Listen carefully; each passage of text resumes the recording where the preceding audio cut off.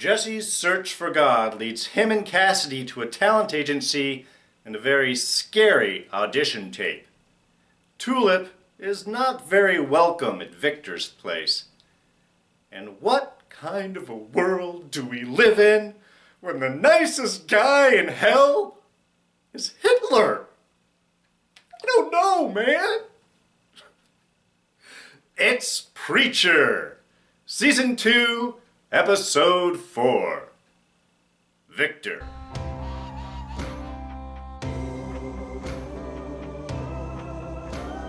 Hey everyone, D here, and welcome to this week's review of Preacher. So yes, word of spoilers coming your way. Alright, so, some really interesting stuff going on this week, and I'm gonna dive straight into hell. That's where we're gonna start things off. Really, you can have a lot of expectations of what you think hell is going to be. And certainly the idea of reliving your worst memory over and over again certainly qualifies. Finding Hitler as your nextie, certainly not unexpected. Bullies in hell, guys like Tyler, totally unexpected. You would expect that. What you would not expect is that Adolf Hitler is the nice guy. I think that throwing Eugene off and even the rest of his audience, everything that was done in hell was so unexpected and weird and cool. I really enjoyed that. The scene where Eugene gets pulled off by the guard to have the little talking to. And her voice is constantly dropping into those demonic ranges as it was a beautiful kind of bit of audio cue. And if you caught the beginning there when she is on the phone, she's talking about someone missing, I think that's probably the saint of killers that she's referring to. And if they don't find him, they're going to be in a spot of trouble. And then last, he gives the line of, "You're a nice kid, sweet, kind, loyal. This is hell.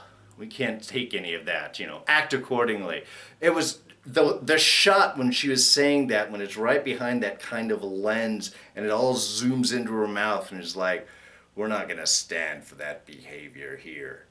Or whatever specifically that she said. It was just beautiful. On top of that, it was just wonderful bits of visual and audio depth to that scene, really lending a lot of character to it. And as for Hitler, his worst memory doesn't really seem that bad. Really interesting. Okay, 1919 Munich. So this is when he is still a struggling artist, as we can tell the conversation that he has with Elsa.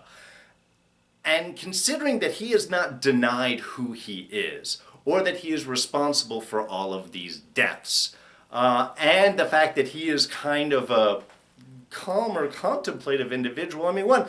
Being in hell and reliving your worst moment and understanding all the depths and responsibilities and what you have done.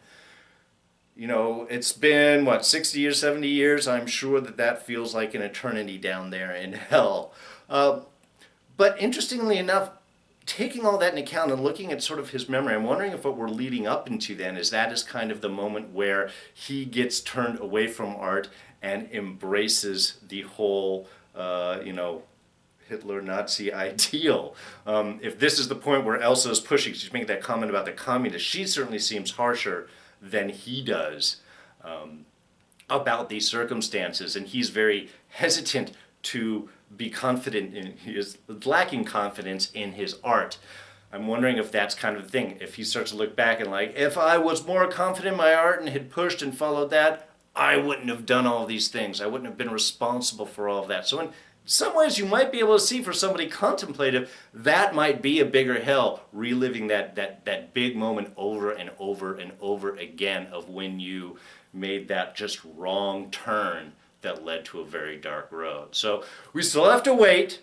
Even Eugene's hell starts kind of nicely and then quickly moves downhill. So we still have to see what the end of Hitler's little memory is, but I'm wondering if that's kind of the direction that we are going.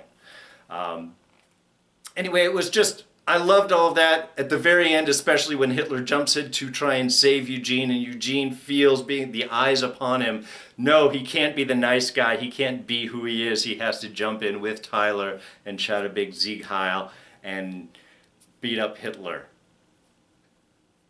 They are making us feel bad about beating up Hitler, or they're trying to make us feel bad. I don't know how many people out there actually were. Maybe they were cheering. I don't know. But it was a very interesting point to be looking at, that in the midst of hell and everything going on, the nicest guy, the one that may be Eugene's only friend, is Adolf Hitler. All right, Jesse here. Jesse's got kind of a two-part thing. Let's talk about the whole kind of search for God and Cassidy's constant little prying and pushing. I was wondering why kind of Cassidy was acting all weird, but that he had made that promise to Tulip not to say anything really explains a lot of his behavior. And like he said, trying to drop the hints throughout the day and trying to push Jesse to do something, who is obviously very focused, very obsessed with his big mission of finding God. He's not having as much luck, though, as Cassidy does, watching television. And real quick, those Katrina infomercials were a unique piece of art. Very twisted, very dark. Working 3 jobs just to afford a tarp over my head. I used to use prostitutes. Now I am one. I mean, those were awesome. And then having freaking Munits at the end jumping up and calling for donations for Katrina, I just thought was very twisted, very dark, very in line with this show. But that obsession with TV does lead him to recognizing the actor who played God on the phone. Woo! Represented by, of course, Mr. Teddy Gunt. A great character, very perfect agent casting right there. Pushing his product, pushing his people as much. If he doesn't have what you want, then he will find what it is that you want. Loved the scene, loved the energy. I loved all of the back and forth. And of course, Cassidy's quick drop as soon as he felt any resistance from Mr. Gunt to drop the Game of Thrones, which, of course, I appreciate as a Game of Thrones fan, and the fact that Game of Thrones premieres this Sunday. Perfect timing, Preacher. Very nice. But that was perfect. Dinklage, even Dinklage flies business. Yeah, didn't know that. Anyway, it was a lovely scene. I loved all of that back and forth. I loved the energy. I loved Cassidy quickly dropping into that and really holding character. Even when he found out that their guy wasn't there, it's like, oh, what are you talking about? The producers of Game of Thrones are going to hear about this. It was perfect. Definitely one of Cassidy's higher moments lately. But this leads, of course, to that very scary audition tape, which, you know, it does. It starts out fine. Great. This is it. This is the power. This is how you're selling the role. And then they shoot him at the end. And Jesse was right. Of course, that's the only way that you're going to get up to heaven. Sure. But they said that it was an open-end contract, not exclusive. That's a little bit of deceptive marketing right there. Also, how do you complain? How do you up your work conditions? Now you're in heaven. You're playing God. I assume the perks outweigh the negatives right there. But still, a little bit of a surprise right there. I love that kind of jump in character. Perfect explanation of something that is totally logical and completely unexpected. It was awesome. Now, Tulip, again, not really a whole lot kind of happening with her, really more just filling us in as the sort of circumstances of where it is that she's coming from. Very mysterious, being delivered to Viktor. Of course, we have no idea what their history is. They don't really play anything outside of really implying heavily how much of a bad person Viktor is. We've got the screams of torture in the back room. And even when you get a great shot inside there with this little torture guy with his headphones, because, you know, you want to have some tunes when you're working. You keep up the atmosphere. Fully stocked torture room there too, man. Everything that a psycho could use to peel apart a human being in whatever imaginative ways that they want to seem to be present in that room. Of the spray of acid. Totally gross. But as she moves throughout, the only thing that we're getting, of course, is that she is very unwelcome. Nobody wants to speak with her. Nobody wants to really even acknowledge her existence, if at all possible. Even Viktor's little girl was hoping that Daddy kills her. That was harsh. That was harsh. Because we're always expecting, oh, with the girl, maybe she has some sort of personal connection. No. And I love that. I love because we expect it to go one way, and it goes another. And that little girl fully committed with the hatred in her voice. That was great. We're still thinking that things are pretty bad between them, because that's when Tulip gets the gun and goes and puts it to Viktor's head. Let me go. No, you'll have to kill me. Standard kind of bad guy back and forth. Why she didn't do it, that was sort of a question. But maybe she's not trying to be a bad person. It was great because all of these moments really built up all of these questions in our head. We really think that this is some old working relationship, so that when finally Cassidy has to break down and just tell Jesse outright, because he's thick as a log, he loved it. But dropping hints all day, man, but you're not grabbing it. Exactly what happens, that sets Jesse off, because even though they were fighting, and that was Jesse's excuse, we're fighting, she's out doing something. There is that love, there is that connection. He does care for her, of course. So when he finds out that she actually might be in danger, that's when that's letting Jesse loose. And with a word of God, well, it went out exactly how it thought. Perfect. Not cruel, not mean, not unnecessarily. Just going through the house, finding answers, stopping everyone in his track. It was a beautiful use of the word. Complicated, of course, until he runs into Torture Boy, who likes his music and therefore cannot hear the word. Great fight scene right there. I really love the fight scenes that they do in this show. Like I said, holding the camera, not doing the quick cuts, really seeing the action, reaction, movements, impacts, all of that. I think it really heightens everything. It brings the energy to it so much more. And then, of course, with Uptown Girl playing over the air, it just added that really just twisted vision of the whole thing. It was perfect. Really, I am so enjoying the fights that they're doing in the show. But that leads us to the big eventual reveal, of course, because, man, we're just going to have Jesse go in. He's going to tell Viktor to leave her alone. We're going to get out of here. Boom, done, right? No, because, of course, Viktor is Tulip's husband. Not expecting that. Certainly not expecting that, considering that she was just about to marry Jesse, and since season 1, when she showed up, she has been trying to get Jesse out. So not acting like a married person. Obviously, they got married. Jesse and Tulip and Viktor got married, spent some time, and then she took off, and that was referring of, you embarrassed me, why he is so mad. And if someone of this caliber, crime lord, I'm guessing, of some sort, is upset, things don't go well. So that is definitely going to change things. And we're going to have, I'm sure that Jesse and Viktor are going to have a nice long conversation, or possibly a very short one, to deal this out.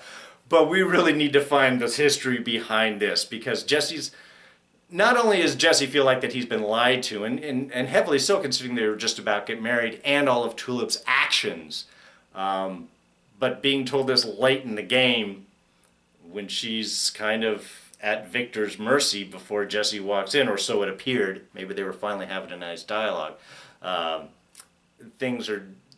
Next week is going to be really scary for a guy named Viktor. All right, just a couple of small little things here then. One, the sign flipper working for the guys in white. That totally makes sense. I will totally buy that, because that sign flipping, man, that stuff those guys can do, totally unnatural, totally against the laws of physics. So it makes sense that those guys are working for some deep, dark, super secret organization, crypto-fascist organization. Oh, and speaking of crypto-fascist organizations, or secret societies in general, I loved Cassidy's response when Jesse tells him about that. And he's just like, oh, what, the Rosicrucians, the lizard men, they inhabit the bodies of the celebrities? That's awesome. Perfect. conspiracy theory. You know that Cassidy would be on top of it. And of course, he's totally right. Right, the Elsa that Hitler was having lunch with there in his memories, that was most likely Elsa Bruckmann, a princess of Romania. She was an early supporter of Hitler's, supported him financially, introduced him to a lot of important industrialists and sorts. So one of the big pushers of him in his early life. So kind of an interesting little historical tidbit that they dropped right there. I thought that was really cool. I love the repair guy coming down to fix those little mental spinners there in everyone's room in hell. Now, they did mention at that point that it seemed to be only Eugene's block that was out. And I'm wondering if this is sort of an effect because Eugene is still alive, that he's not supposed to be in hell right now. There wasn't any comment about that by the guard lady when she was having his little discussion, talking about reviewing his personal hell there. So I'm not sure what kind of information that she has or how the inner workings of a overcrowded and underfunded hell work. But I am thinking it might be going in that direction, that Eugene's presence is going to disrupt things down there. And I thought they gave a perfect hint of the interconnectedness or the weirdness that sort of Jesse goes on later on about the weirdness of everybody being in New Orleans. Early on in the episode, really quietly, when he enters Dennis's place, and just as he walks into the gate, the 3 trucks carrying Tulip drive right past him or just down the block. I thought it was just nice little sign of how everything is really overlaid and connected in with the show and the characters. All right, so I think that covers everything here. Now next week, he said we are going to have an interesting conversation there between Jesse and Viktor, find out a little bit more of the relationship that Tulip had with Viktor, and hopefully a bit more of how things are happening down in hell with Eugene. But this Sunday is the Season 7 premiere of Game of Thrones. Winter is here. Actually, I wish winter is here. It's like been 100 degrees outside the past few days. It's just heat wave after heat wave. Winter would feel really nice right about now. So maybe that's a little extra look, excitement for Game of Thrones. Anyway, very excited, very big build up. Winter's here, huge battles, lots of dragons, lots of White Walkers. Cannot wait for it. So don't worry, review will be dropping for you Monday morning. So watch the show, watch the review, and then give me your comments and what you think about it. All right, so if you did enjoy this review, please go ahead and hit that like button. While you're down there, you can also share this across all of your favorite social media platforms and throw a comment down in the section below. Let me know what you're thinking about the show. Let me know what you're thinking about the review. Is there something that you want to see that you haven't yet? Throw it down there, let me know. You can always catch me on Twitter and Instagram. I'm at Darren Jakes. And of course, you don't want to miss any of the show's review here. You won't if you're a subscriber. You can do that by clicking my face right here. And I will throw up our latest review for the big mid-season finale of Fear the Walking Dead right there. You can check that out. All right, so that's it for me. I'm D, and I'm out of here. Catch you guys next time. Bye-bye.